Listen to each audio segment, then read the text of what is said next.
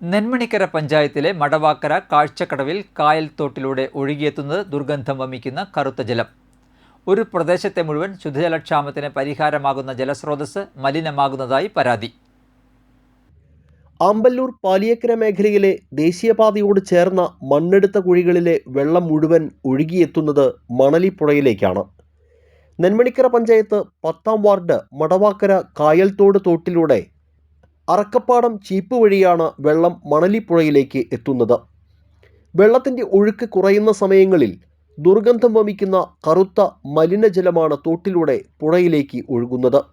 മഴ കനത്ത് നീരൊഴുക്ക് വർദ്ധിച്ചതോടെ ഇപ്പോൾ വെള്ളത്തിന് നിറവ്യത്യാസവും ദുർഗന്ധവും കുറഞ്ഞെങ്കിലും സ്ഥിതി അതീവ ഗുരുതരമെന്നാണ് പരിസരവാസികൾ പറയുന്നത്.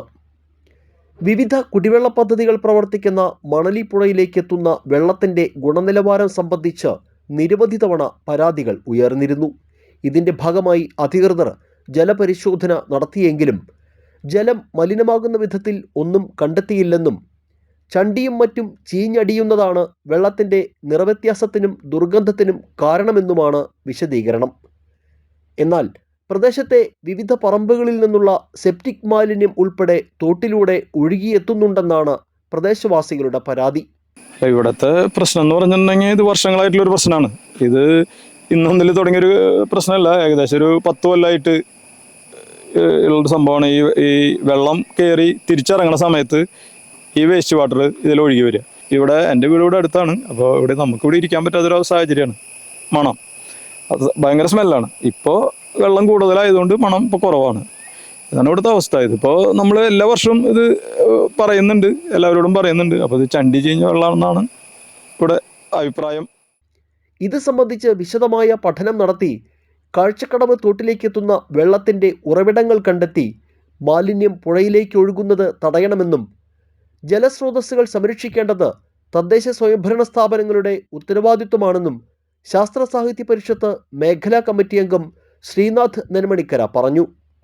ഇതിന് ശാശ്വതമായിട്ടുള്ളൊരു പരിഹാരം ഘട്ടം ഘട്ടമായിട്ടൊരു 3-4 വർഷം കൊണ്ട് ഇത് വരാതിരിക്കാൻ വേണ്ടിയിട്ട് ചെയ്യാന്നുള്ളതാണ്. ഈ പഞ്ചായത്തിൽ തുടങ്ങി ഈ പഞ്ചായത്തിൽ അവസാനിക്കുന്ന ഒരു തോടാണിത്. ആ തോട്ടിൽ നിന്നാണ് ഇങ്ങനെ കറുത്ത ദുർഗന്ധം വമിക്കുന്ന വെള്ളം വരുന്നത്. എന്ത് തന്നെ ആയാലും ഈ വെള്ളം ഇതിന് കെമിക്കൽ ടെസ്റ്റ് ചെയ്യണം. അതുമാത്രമല്ല, വേനൽക്കാലത്ത് കേവലം ഒരു 2-3 മണിക്കൂറും ഈ ചാലിൻ്റെ സൈഡിൽ കൂടെ നടന്നു കഴിഞ്ഞാൽ വേനൽക്കാലത്ത് ഇത് എവിടെ നിന്നൊക്കെ ഈ ചാലിലോട്ട് വെള്ളം വരും, അതിൻ്റെ സ്രോതസ്സുകൾ എന്താണ്, ഏതൊക്കെ സ്ഥാപനങ്ങളുണ്ടെന്ന് കണ്ടെത്താൻ പറ്റും. അങ്ങനെ ഒരു പഠനം നടത്താനായിട്ട് നമ്മൾ ഈ 8, 9, 10 വർഷമായിട്ട് അപേക്ഷ വയ്ക്കുകയാണ്. എല്ലാവർക്കും പരാതി കൊടുത്തിട്ടുണ്ട്, ആർക്കും എതിരല്ല. പക്ഷേ ഇതിൻ്റെ സ്രോതസ്സുകൾ കണ്ടെത്തി അതില്ലാതാക്കി പുഴ ഇവിടെ നിന്ന് 1 കിലോമീറ്റർ പോലും ഇല്ല. ഇവിടെ കുടിവെള്ള പദ്ധതിക്ക് വെള്ളമാണ് നാട്ടിലെല്ലാം കുടിക്കുന്നത്.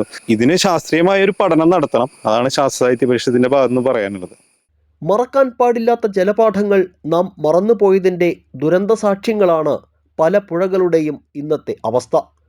മാലിന്യവാഹിനികളായ പുഴകളെല്ലാം തേടുന്നത് സംരക്ഷണവും പരിഗണനയുമാണ്. ഈ ജലസ്രോതസ് സംരക്ഷിക്കാൻ പഞ്ചായത്തിൻ്റെ ഇടപെടൽ ഉണ്ടാകണമെന്നാണ് നാട്ടുകാരുടെ ആവശ്യം. ജലസ്രോതസ്സുകൾ സംരക്ഷിക്കേണ്ട കാര്യത്തിൽ നാം കുറച്ചുകൂടി ഉത്തരവാദിത്വം കാണിക്കേണ്ടിയിരിക്കുന്നു. മനുഷ്യൻ്റെ അശ്രദ്ധമായ ഓരോ ഇടപെടലും ശുദ്ധജല ലഭ്യതയ്ക്ക് കോട്ടം തട്ടിക്കുന്നവയാണ്.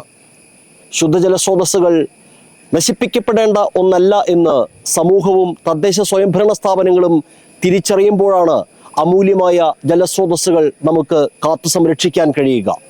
ക്യാമറമാൻ നന്ദുവിനൊപ്പം ആൻഡോ കല്ലേരി, NCTV ന്യൂസ്, പുതുക്കാട്.